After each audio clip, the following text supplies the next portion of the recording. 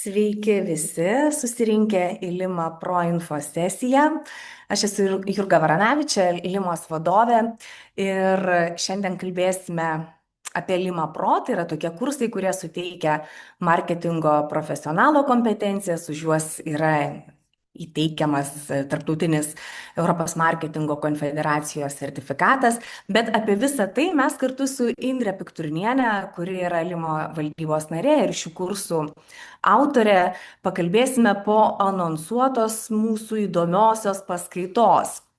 Ir tą paskaitą būtent skaitys Marius Marčenkovas, jis yra vienas iš šių kursų lektorius, taip pat medija agentūros BPN klientų plėtros vadovas.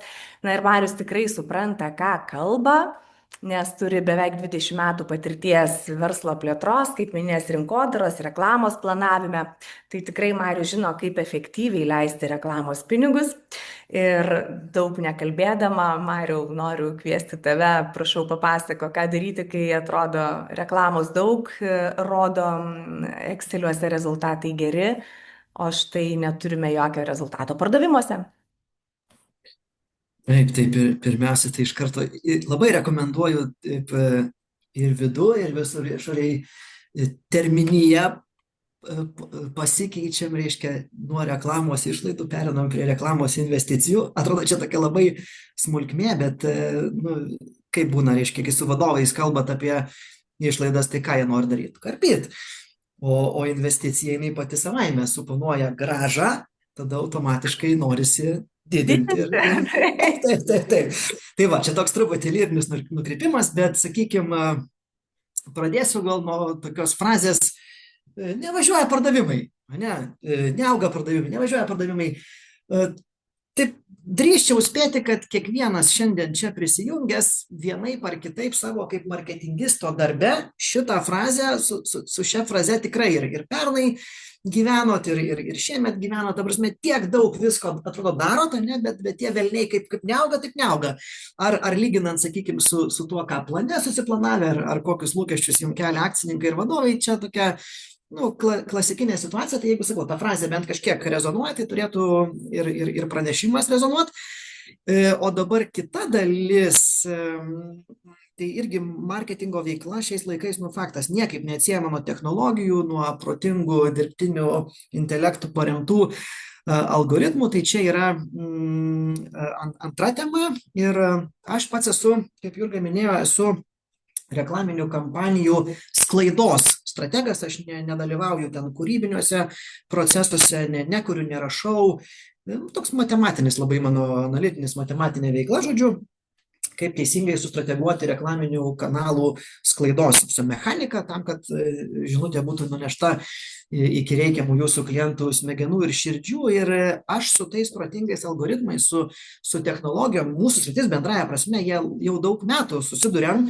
Ir algoritmai, jie visada gerokai efektyviau, greičiau, kokybiškiau už mane, už bet kurį profesionalą gebėjo ir tikrai gebės nunešti žinutę iki reikiamų mūsų klientų širdžių ir smegenų. Bet nepaisant to, už ekrano vis dar aš sėdžiu, ne tie protingi algoritmai, nes yra niuansų, jie nėra tobuli, ta prasme, kad jie vis dar negeba veikti izoliuotai, kokybiškai, pilna apimtim, be žmonių pagalbos. Tai mes dabar, ir dar maža to, dažnai būtent tie protingi algoritmai, dažnai palikti savai eigai, yra ta problema, dėl ko nevažiuoja jūsų pardavimai. Tai mes ten tikrai čia viską detaliau praskleisim, bet kad būtų paprasčiau, nes čia tokia labai tikrai specifinė sritis ir mokymuose ten labai įvairiais kampais gerokai giliau lendam ją, bet kad būtų paprasčiau, tai šiandien apsiribokim šitą temą tiesiog meta ekosistemoje, paprastai kalbant Facebook'e ir Instagram'e. Kodėl? Dėl kad net nebejoju, kad kiekvienas iš jūsų vienaip ar kitaip marketingo veiklo ir reklamos sklaidos kontekste, sakykime, vienaip ar kitaip naudoja tikrai šitas platformas ir naudojat jas dėl to, ypatingai, kad kas internetiniai prekybai daugiau veikia, naudoja dėl to, kad žinot, kad meta ekosistema vis dar yra dažniausiu atveju efektyviausias kanalas generuoti pardavimam ir ten dažniausiai grįžta iš įdėto euro didžiausia grąža. Ir dar maža to, efektyvesnės kampanijos būna ne tada, kai toj metoj bandot kažką rankiniu būdu optimizuoti, bet kai susikuriat krūvą skirtingų reklaminių turinio vienetų, skirtingų formatų, sukraunat į Advantage Plus ir leidžiat protingiam algoritmam metos už jūs nuspręsti, kada, kam, kokį turinio vienetą rodyti. Tada tas efektyvumas būna didesnis. Tai dėl to jūs tuos kanalus ir naudojat, bet irgi neabejoju, kad tikrai ne vienas iš jūsų ir ne kartą esat susidūrę su problema, kai norėdami dar pakelti pardavimų kiekį iš metos kanalo, ten suinvestuojat papildomų pinigų, sakau suinvestuojat, bet būna, kad ir, reiškia, išleidžiat ir sakykime, tas investicijų prieaugis jum arba iš vis net neša papildomos naudos, kad dienos gale tiesiog susimoka daugiau metai, bet tų pardavimų arba ten iš vis nepaauga, arba tas paaugimas būna gerokai mažesnis negu sugeneruotas pardavimų kiekis iki to. Tai tada ką natūraliai darot? Pabūnat konferencijose, paklausot, kad čia dar kitokių kanalų kažkokiu yra, patestuojat, ten trendy kažką kitokių, žodžiu, pasitestuojat. Ir irgi tokia dažna problema būna, kad iš tų kitų kanalų, cost per acquisition, CPA, arba kaina už kiekvieną naują įvykdytą pardavimą, jinai būna gerokai didesnė, negu esat matę įprastai savo Facebook'o ataskaitose, nusivilėt. Reiškia, kitos platformos taip gerai kaip Facebook'as neveikia ir tada vėl grįžtat prie to, ką įprastai darydavot, bet klausimas iš vadovų, tai kur tie mano pardavimai, kurie nebeauga, jis niekur nedingsta ir vėl esat tarkuojami ten per savaitinius mytus, tai kur tie pardavimai. Tai čia tokia vadinamoji klasika, sakyčiau, tai gal pirma gera žinia, kad ne jūs vieni tokie, su šita situacija susiduria absoliučiai didžioji dauguma, praktiškai visi, aš gal sakyčiau, visi įvairių sektorių rinkos žaidėjai. Tai čia, tokia paguodos naujiena. Klausimas, ką daryti, jisai niekur nedingsta, bet antra gera naujiena, kad yra tų veikiančių ir šiaip gan paprastų metodikų, galinčių išjudinti tuos jūsų neaugančius pardavimus. Tai yra 3 viso labo problemos, tokios pagrindinės. Aišku, gerokai daugiau, bet čia aptarsim 3 problemas pagrindinės, kurias išsprendus reklaminių kampanijų efektyvumą galima taip gan greitai ir gan smarkiai pagerinti. Tai dabar pirma problema, kurią reikia spręsti, jau ta prieš tai mano minėta, kad mes labai dažnai per daug pasitikime algoritmais ir visą sprendimo priėmimą atiduodam jiem. O ten yra niuansų. Ir dabar tuos niuansus pailiustruosiu pavyzdžių. Man visą laiką, kaip tokiam smalsiam analitinio profilio žmogui, man visada yra įdomu pakapstyti giliau. Ir viena iš temų aš esu pasiėmęs, norėjau suprasti, kaip algoritmai savo esme veikia, truputį į juos žiūrint iš kitos pusės, ne kad tiesiog ten įmeti pinigų ir jie generuoja pardavimus, bet man buvo įdomu suprasti, reiškia, iš kito kampo, kokiai daliai žmonių jie nusprendžia parodyti jūsų reklamą. Toks paprastas reklamos planavimo klausimas ir jis visiškai toks netipinis, kalbant apie performance algoritminę rinkodarą. Tai dabar tą pailiustruoju konkrečių pavyzdžių. Sakykime, kad jūs prekiaujat internete, nors moterišką kosmetiką. Labai dažnas toks verslas, ne? Ir tiek iš savo pardavimo analizės, tiek iš tyrimų įvairių, žinot, kad iš principo kosmetika, moteriška kosmetika Lietuvoje perka labai plataus profilio pagrinde ten 25-4 metų amžiaus moterys. Čia bendrai šita tikslinė auditorija, jinai apskritai yra labai mėgstama visų prekės ženklų, nes iš tikrųjų perka ir perka viską. Ir visi dėl tos auditorijos konkuruoja. Tai įsivaizduokim, kad reiškia jūs e-shopas, kosmetikos moteriškos, tokios moterys yra visa jūsų Lietuvos rinka, potenciali auditorija, tai statistikos departamentas rodo, kad tokių moterų Lietuvoje yra daugiau negu 500 000. Čia labai yra svarbu svarbus skaičius, tai va tiek pardavimų iš principo jūs galit paimti ir padaryti, virš 500 000. Dabar, jeigu pasižiūrim iš algoritmų, iš performance rinkodaros pusės, iš meta kampanijų, sakykime, jeigu jūs leistumėt performance kampaniją tokio moterim, leistumėm algoritmam patiems nuspręsti, ką, kada, kiek rodyt, tai pamatytumėt maždaug tokį vaizdą išsitraukę statistiką, kad algoritmai nusprendė per kampaniją parodyti maždaug 10% auditorijos jūsų kampanijos reklaminę medžiagą. Tai yra maždaug apie 50 000 žmonių. Dabar kodėl? Todėl, kad ir dar maža to, reiškia, tai auditorijai jie parodė labai dideliu dažniu, santykinai, ten tipiškai būna tarp 6 ir 8, ir šita 10% auditorija aš stebiu tendenciją per labai įvairius skirtingus klientus, skirtingus segmentus, yra atsikartojanti tendencija. Dabar kodėl?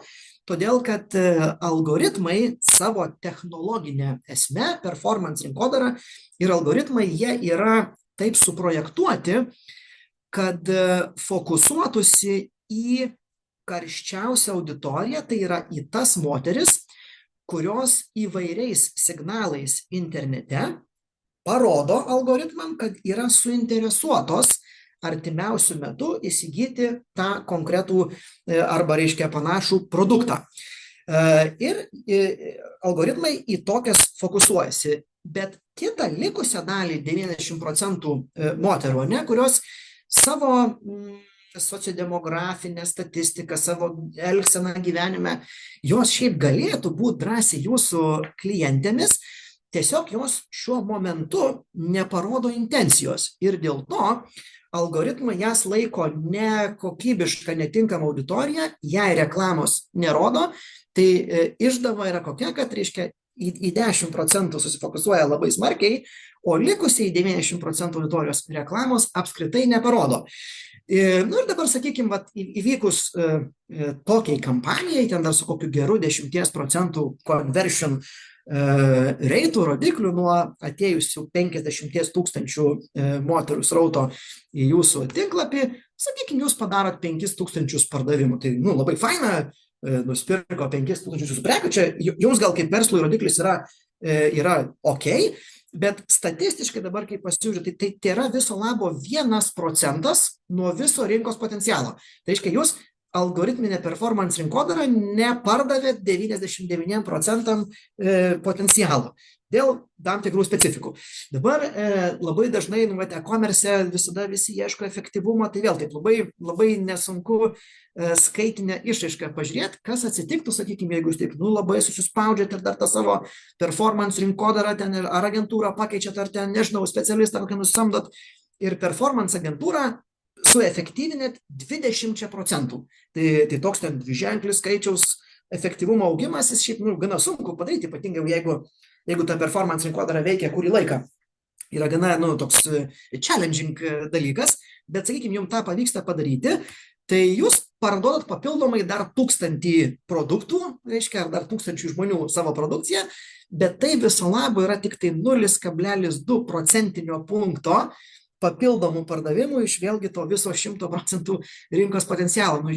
Ženkliai maža dalis santykinė, šitaip smarkiai suefektyvinus performance rinkodarą. Ir dabar toks tada iš kitos pusės, įsivaizduokit, kas nutiktų, jeigu jūs iš visos šitos likusios 90% auditorijos dalies, į kurią algoritmai nusprendė nesifokusuoti, nes jam reikia daugiau kitokių kitokių sprendimų, nusprendė nesifokusuoti, kas būtų jūsų verslui, jeigu jūs iš tos plačios auditorijos, sakykime, kitokiais veiksmais suaktyvuotumėt bent 1 arba 2 procentinius punktus auditorijos, kas tikrai netrodo sunku padaryti. Tai jūsų pardavimų rezultatui tai būtų 2 arba 3 augimas. Ne 20%, bet 2 arba 3 augimas.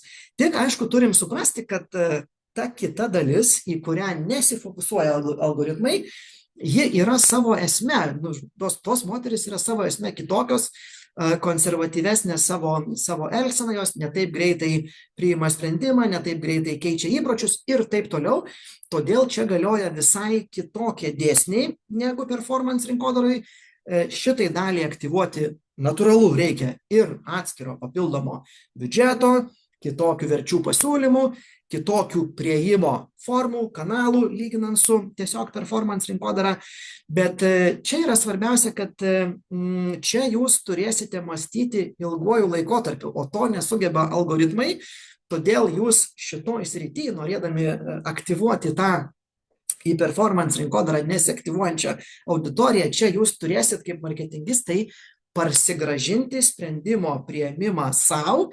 Ir tada pirmas klausimas, ką čia svarbiausia atsakyti, kai jau savo sprendimą parsigrąžini, ką jūs iš tiesų siūlote savo klientam ir ar tai yra jiems iš tiesų vertinga. Ta prasme, ar tai nėra tik tai faina, gražu ir vertinga jūsų požiūriu, ar tai iš tiesų yra vertinga jūsų tam potencialiam klientui, kuris šiek tiek ilgiau priiminėja savo galvoje sprendimą.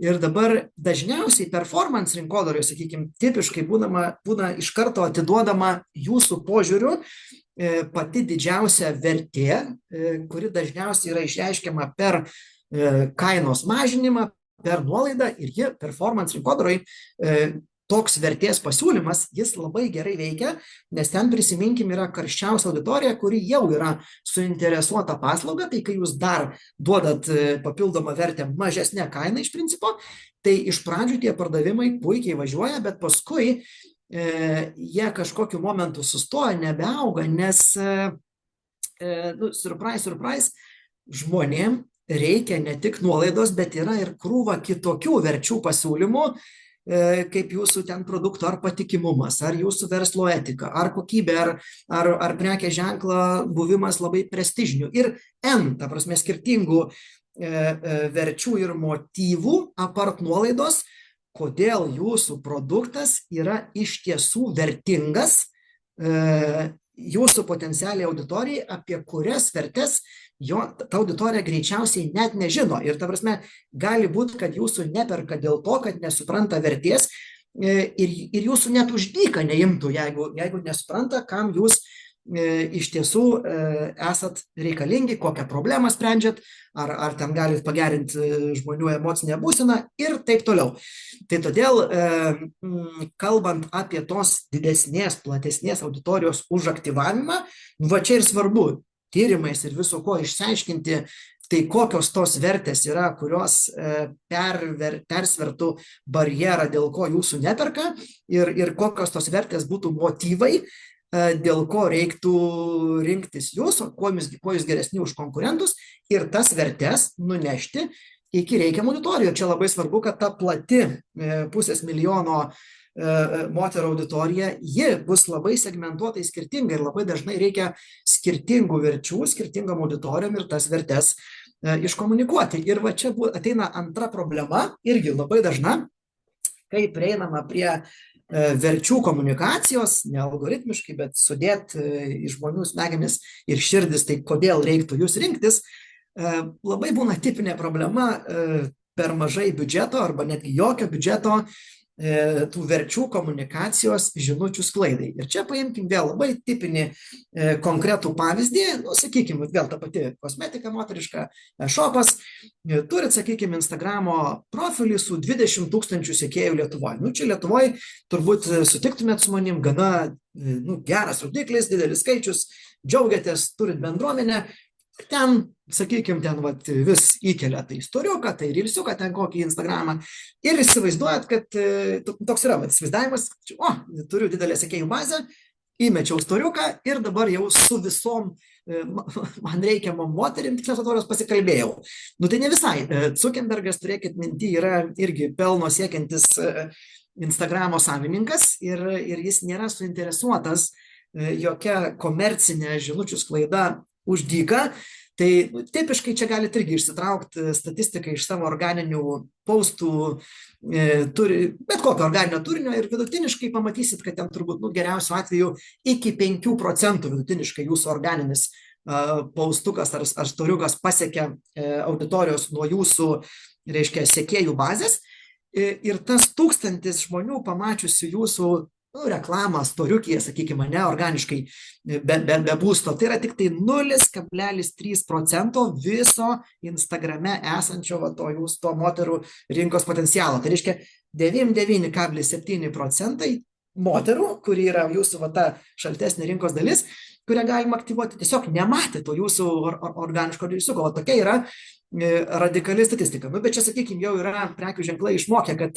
reikia tada pasponsorint sukurtus turinio vienetus, bet čia irgi yra, reikia padėkoti, kabutėse, kūrybos agentūrom, yra įvedusios kažkokią keistą sistemą, nes labai faini kūrybiniai žmonės, labai su visa pagarba kuria gerą turinį, bet labai dažnai būna su skaičiais ten sunkiau tiem kūrybiniam žmonėm.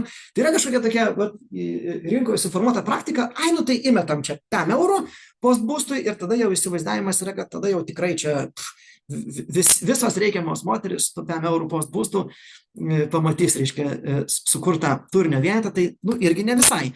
Lietuvos kontekste įmestas 5 eurų į postbūstą, realiai jums sugeneruos dar 25 000 moterų, sakykime, pamačiusiu tą jūsų sukurtą reilsiuką ar storiuką, bet statistiškai, skaitiškai tai yra viso labo mažiau, vis tiek mažiau negu 10% visos jums reikiamos moterų auditorijos, kurie tą jūsų žinutę matė vos vieną kartą.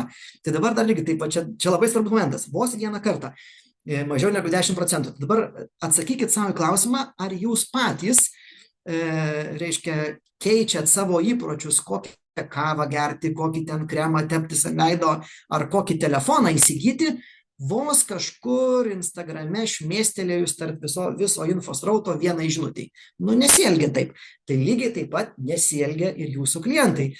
Tai todėl čia tokia labai paprasta rekomendacija. Jeigu prisikuriat tiek daug turinio vienetų, kad paskui neturite biudžeto parodyti tą sukurtą turinio vienetą visai reikiamai auditorijai ir dar ne vieną kartą, tai labai paprasta matematiškai, nekurkit tiek daug turinio vienetų. Susikurkit, išsirinkit tik tai tą ar tuos kelis geriausius iš viso, reiškia, spektro ir tada juos tikrai parodykit visai reikiamą auditorijai kelis kartus. Tai tada to turinio vieneto ir bendrai kampanijos efektyvumas bus žymiai didesnis, nes jūs pasieksit visas moteris reikiamų dažnių, negu ten pabarstę krūvą, reiškia, turinio vienetukų, kurių nieks nepamatys. Ir trečia problema, irgi visiškai tipinė, labai dažnai tenka spręsti ir gaivinti klientus tuos kaip tai šitie stimuliatoriais, tai yra mitas vyraujantis rinkai, kad dabar visi, kadangi žiūri video turinį Instagram ir TikTok'e, tai ir prekių ženklai dabar turi kur ten video Instagram'ui ir TikTok'ui. Turbūt, nežinau, nėra nei vienos konferencijos, kur turinio kūrėjai šito neevangelizuotų. Deja, bet statistika čia irgi yra negailestinga ir visiškai šitas mitas yra paneigiamas.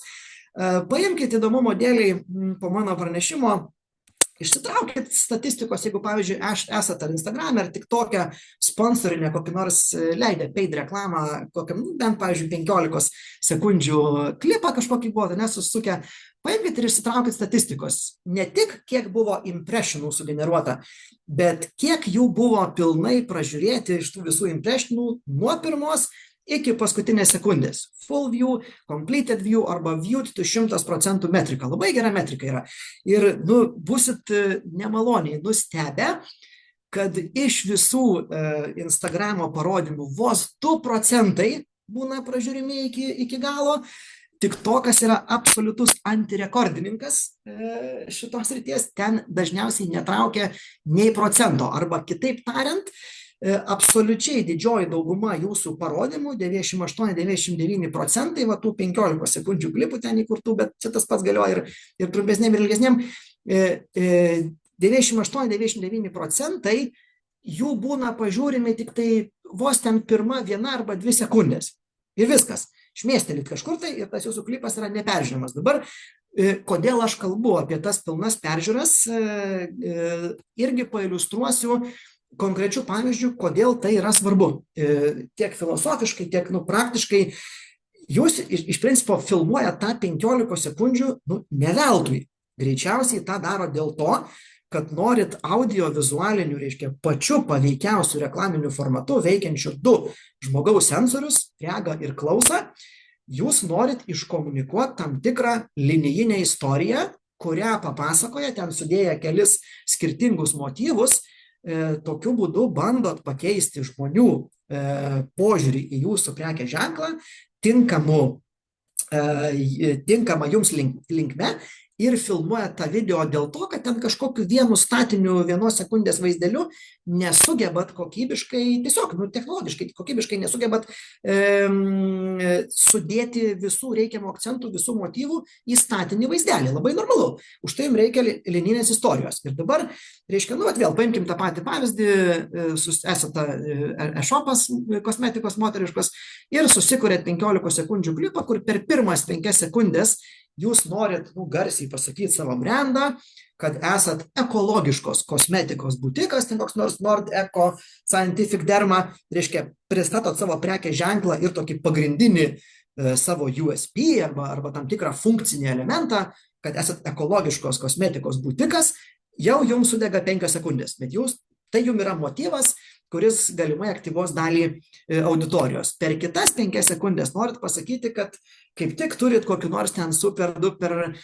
korėjietiškų veido kaukių su stebuklingų ingredientų, kur ten geriau negu bet kas kitas atjaunina odą ar daro kažkokius kitus dalykus. Antras motyvas, dėl ko reiktų rinktis jūsų e-shopą. Dar 5 sekundės troksta. Ir tada paskutinės 5 sekundės per jas greičiausiai norit pasakyti, kad dar šį mėnesį taikot call to action 30% nuolaidą, pirk čia ir dabar nordecoscientificderma.lt. Jums reikia dar 5 sekundžių. Tai va, 3 skirtingi motyvai sudėti į videoklipą, tam jums reikia 15 sekundžių audiovizualinio formato. Ir jį susisuka. Tai dabar prisiminkim, reiškia, prieš tai mano minėtą statistiką ir jeigu šitą klipą įmetat į TikTok ar Instagramą, tai surprise, 98-99% visų impressionų arba visų žmonių pamatys tik tai viso labo, ten šmėstels 1-2 sekundės pirmas. Didžioji dalis žmonių ne tik, kad nepamatys jūsų e-shopo adreso ar kad turit nuolaidą, ne tik, kad nepamatys, kad turit korėjietiškos kosmetikos, net jūsų brando nespės pamatyti. Tai apie kokį toliau, reiškia, galima pokytį smegenyse arba paskui pardavimų rezultatą galim kalbėti, kai tiesiog tokiu būdu žmonės turintis galimybę praskipint, prasvaipint reklamą, surprise, tą ir padaro, ir jūs tiesiog neiškomunikuosite techniškai tų reikiamų motyvų. Antras pavyzdys, va čia vėl, kas man galėtų pasakyti, kas ir ką čia reklamuoja šitame 15 sekundžių kitokiame klipe, kur 13 sekundžių iš 15 yra uždengta, nes jų nieks nepažiūrės, tai nieks man negalėtumėt pasakyti, o čia, sakykime, būtų prekybos centras, kviestų jūs, čia būtų jų motyvai skatinantis ateiti į prekybos centrą šį savaitgalį, nes turi moliūgam akciją, turi kavai akciją ir dar kampinį šlifuoklį už labai gerą kainą. Tai social medijoje toksai klipas, jis tiesiog būtų neperžiūrėtas ir šitie motyvai būtų nenuskaityti ir tada vėlgi apie kokį ten srauto vedimą į fizinę parduotuvę būtų galima kalbėti. Tai iš esmės, kurdami video social media kanalą, mes turim tokį įsivaizdavimą evangelistų angažuotą, kad visi ten viską sužiūrės, realybėj yra taip, kad nieks nieko nežiūri. Deja, ir čia jums gali šitą informaciją keisti jūsų fundamentalius supratimus, šokiruoti, bet aš kaip su skaičiais nepasiginčysi, išsitraukit savo kampanijų data, paid reklamų, čia aš labiausiai apie tai kalbu, pamatysit radikalius skaičius. Ta, ką aš jums pasakoju. Jeigu kas nors turit geresnių skaičių, susirašom per LinkedIną, pasišnekam, būsit wow, bet didžioji daugumą atveju, net nebejoju, dėja, bet bus tokie, kokie yra. Tai dabar iš viso to, ką šiandien supasakojau, 3 dalykai išsinešti.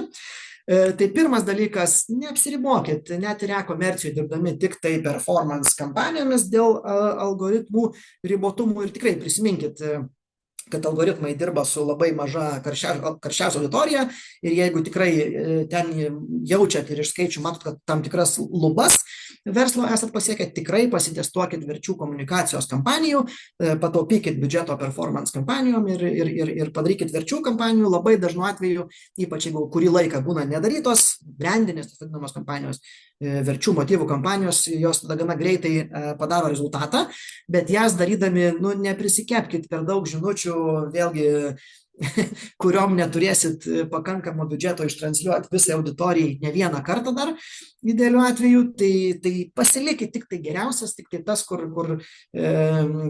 kurios geriausiai veikia arba kuriomis labiausiai tikit, ir tik tai jas transliuokit tada, žodžiu, sufokusavę biudžetą visą auditorijai ne vieną kartą. Nu ir radikaliai pasakysiu, nekepkit video social media kanalam, ypatingai paid, kalbant apie verčių komunikaciją. Performance kampanijose būna, kad suveikia ilgi video, nors pavyzdžiui, internetiniai prekyboje netgi performance kampanijose matom labai dažnai, kad statiniai TikTok'e, ne, paradoksalu, bet TikTok'e statinis vaizdelis, ar ten truputį judantis kažkoks, bet kur viskas yra fokusuota vienoj sekundėje viename statiniam paveiksliukį, netgi matom tendenciją, kad tokios statinės kampanijos TikTok'e veikia geriau negu linijiniai kažkokie istorijų video. Tai turėkit šitą mintį, kad nešvaistykit biudžeto ilgom istorijom tuose kanaluose, kur žmonės gali prasvaipinti ar praskipinti. Yra kanalų, pavyzdžiui, YouTube'as, kur jūs galit priversti žmogų žiūrėti nuo pirmos iki paskutinės sekundės visą tą reklaminį turinį, kurį jūs sukūrėte. Tų sprendimų tikrai yra. Nu ir palinkėsiu pabaigai nepamiršti, kad nepaisant technologijų ir protingų algoritmų, kurie šiaip labai pagalba yra marketingistam, marketingas visada buvo, yra ir bus apie žmogų, tiek jūsų pusėje, tiek kliento pusėje. Tai čia nesvarbu, kaip kinta technologijos, kritiškai svarbu yra gilintis į to, ko iš tiesų reikia jūsų klientam ir tą marketingo prasme pasiūlyti, o jau ten kanalai, priemonės, algoritmai, technologijos yra tik tai tarpininkas, tik tai tiltas tarp jūsų vertės pasiūlymo ir to, ko reikia klientui.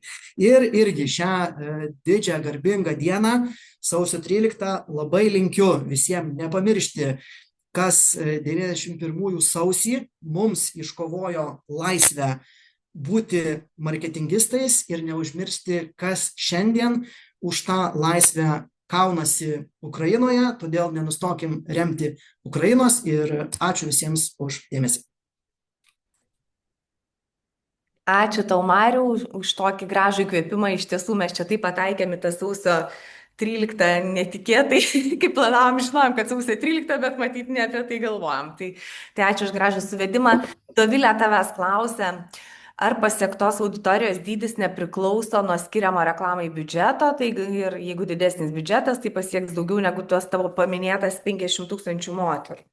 Tai tiesiogiai, bet va čia aš ką ir turiu minti, kad labai didelė bėda būna nepakankamas biudžetas ir tada būna, kur pardavimai nėra, nes jūs tiesiog neparodėt žinutės žmonėms dėl nepakankamo biudžeto. Tiesioginė koreliacija, ypatingai Metoj, YouTube ir taip toliau. Žodžiu, investicija buvo per maža. Taip. Ir tada čia dar tada būna susijęs klausimas, dar gal pratęsiu mintį, reiškia, būna klausimas tada, ką daryti, ar biudžetą plėsti, ar bandyti pasiekti su ribotu biudžetu plačią auditoriją su mažu dažniu. Tai ne, tipiškai būna, kad tada, jeigu labai riboja biudžetas, tada prasmingiau yra siaurinti auditoriją, bet užtikrinti didesnį jai dažnį, taip kaip veikia algoritmai iš principo. Tai tada siaurinti iki geriausios auditorijos įvairiais parametrais ir jiem užtikrinti didesnį dažnį, negu išbarstyti biudžetą taip pat kažkur. Dar Lina tavęs klausia, kokį tikslą rinktis verčių komunikavimui, kad kuo daugiau pasiektų, kuo dažniau, ar kad engagementas didžiausias būtų? Jo, labai geras klausimas. Engagemento metrika, aš tai esu skeptikas tai metrikai dabar dėl ko, nes jeigu jūs, pavyzdžiui, čia Meta labai vėl geras pavyzdys, jeigu jūs liepėt Metai optimizuoti kampaniją į engagementą, tai tipiškai jie pririnks jums tokių žmonių, kurie iš principo ten laikina konkursus, kačiukus, bet jie nebūtinai perka jūsų produkciją. Tai dabar mano patarimas buvo toks. Performance kampanijose viskas labai aišku. Į pardavimą optimizacija, važiuoja pardavimai ten, merkiat tiek pinigų, kiek jums tenkina cost per acquisition. Verčių komunikacijoje idealiausia matuoti po kampanijų, vertinti, pasidaryti prekės ženklo ir post-campaign tyrimą ir paklausti žmonių, ar jie nuskaitė tuos atributus, tas žinutes, kurias jūs komunikavo, tai realus tikslas būtų, kad žmonėm į galvas būtų sudėtos tos vertės, ar sudėtos vertės. Bet jeigu nedarot post-campaign tyrimų, tai tuomet mano rekomenduojama metrika tokia yra visiškai medijinė, kokiam kiekiui žmonių, kokiu dažniu jūs tą žinutę iš tiesų išrodėt ekrane, kalbant apie banerius, o kalbant apie video, kokiam kiekiui žmonių, kiek kartų jūs parodėt pilnas peržiūras. Ir tada jums bus atsakymas, reiškia, jeigu pakankamai parodėt, tai jūs nudirbo darbą, jeigu pardavimų nėra, tai tada problema yra ne iš transliavimo, bet kažkur giliau. Netiko kūrybinė medžiaga, netiko motyvai ir taip toliau. Tai post-campaign tyrimai yra geriausia metodika, realūs atributai, jeigu to nėra, tada reklamos kokybiško parodymo metrikos. Ačiū tau, Mariau. Dar klausimus tikrai Mariui galite užduoti, jis dar čia pabus. O mes jau dabar prie tų verčių, apie LimaPro prie LimaPro norime grįžti. Matau, jūs tas klausė, taip, jūs tai užduosi Mariui tuoj tą klausimą po mūsų su Indre truputėlio čia įsiterpimo.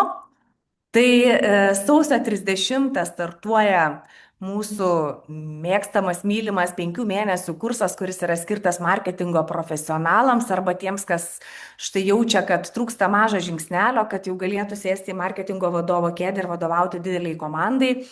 Tai jeigu turite tokių tikslų arba esate jau marketingo vadovas, bet jaučiate, kad reikėtų dar pasigilinti, atsinaujinti žinias, tai tam ir yra skirtas LimaPro kursas. Jau minėjau, kad Indrė Pikturnienė, Indrė yra ir VU docentė, ir Lima valdybos narė, ir tas žmogus, kuris sukūrė programą ir ją akreditavo Europos marketingo konfederacijai.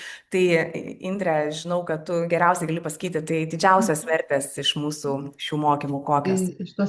Tai didžiausia vertė yra tiek, kiek galima susigaudyti chaose, kuris visą laiką bus. Net negalėčiau pasakyti, kad tai yra chaosas, tai yra mūsų duotybė. Mes visą laiką turėsim kažkokius kintamuosius, kurie iš dalies ir prieštarauja vienas kitam. Vieno tikslo reikės atsisakyti vardan kito, apsispręsti ir visa tai nebus ilgam, nes po savaitės, po mėnesio vėl gali būti kita situacija.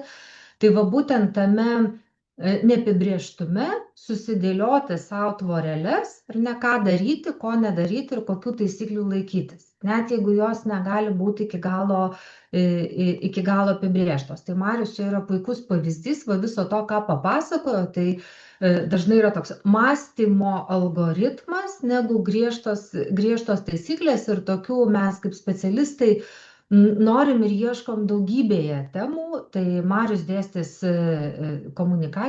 mediją planavimą, bet lygiai taip pat mes, kai kalbam apie vartotojo elgseną, apie segmentavimą, apie strategijos pasirinkimą, tai paskui tą vartotoją neina vien tik tai komunikacija, kurį mes gaudom.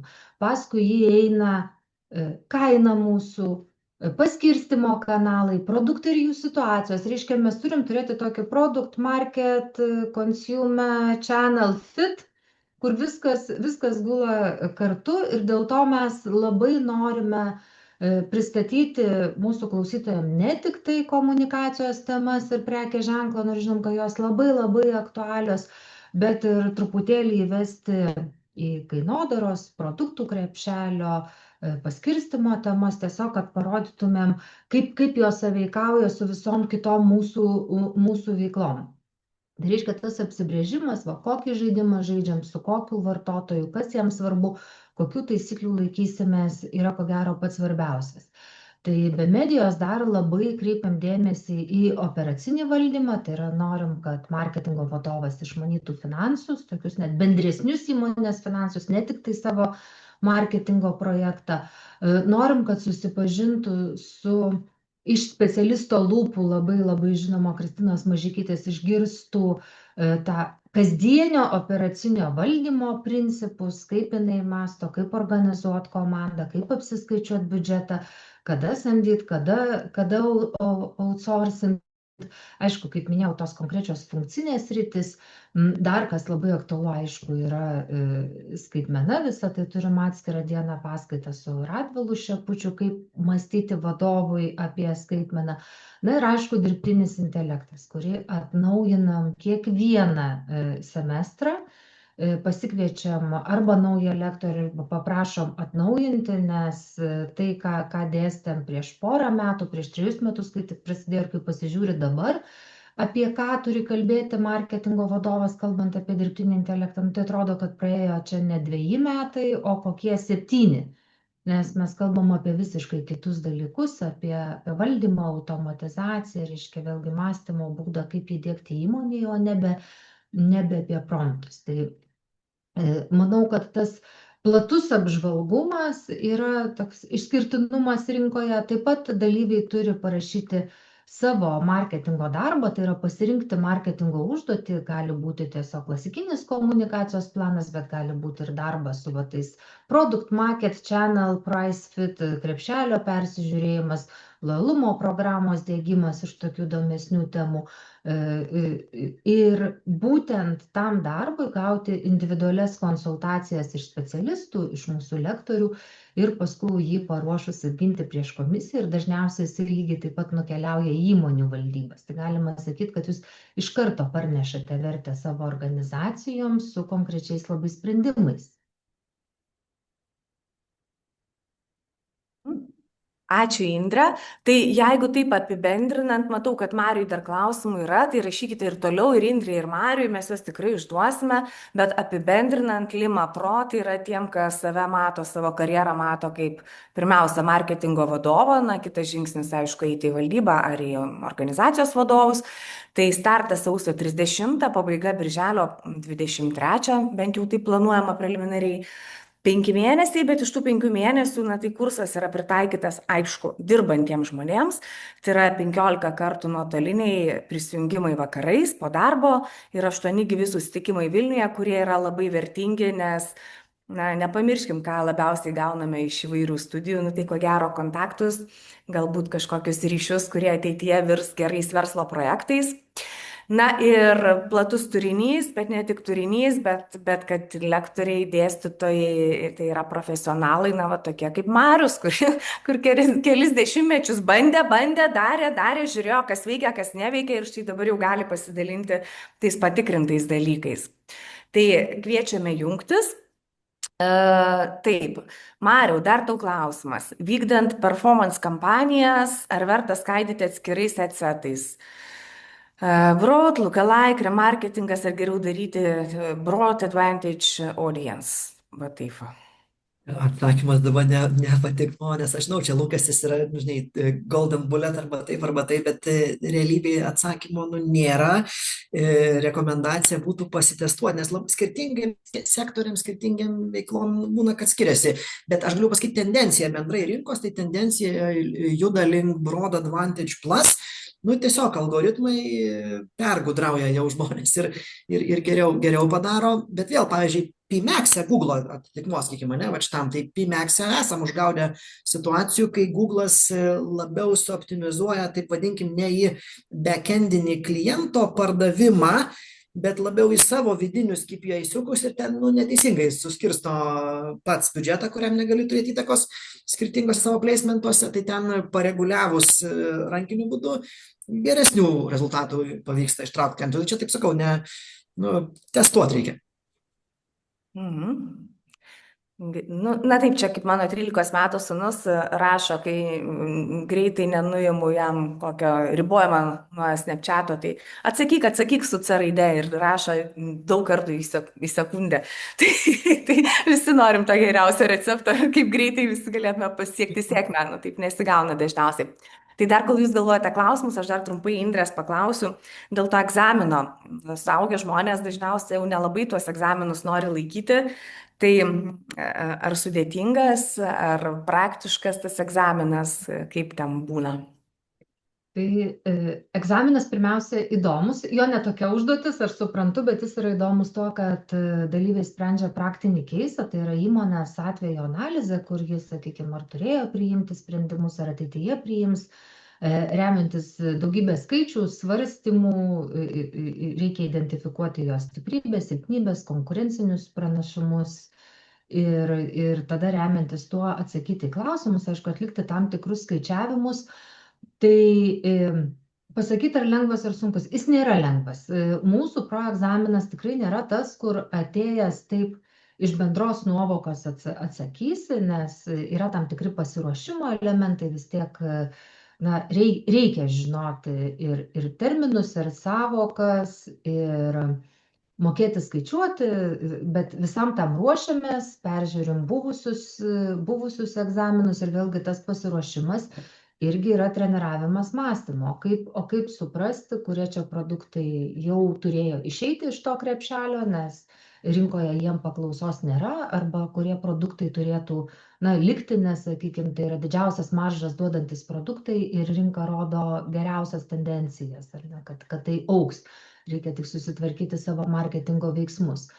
Tai neturim 100% išlaikymo, bet manom, kad tai yra kokybės rodiklis. Nėra baisu ta prasme, kad neišlaiko žmonės, bet 100% neturim.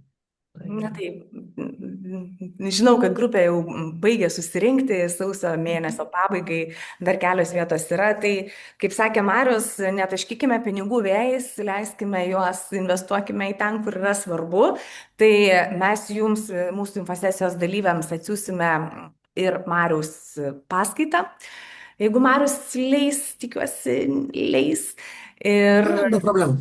O, puiku. Ir taip pat padovanosime 100 eurų nuolaidą būtent profesionalų mokymams ir labai tikiuosi, kad susitiksime.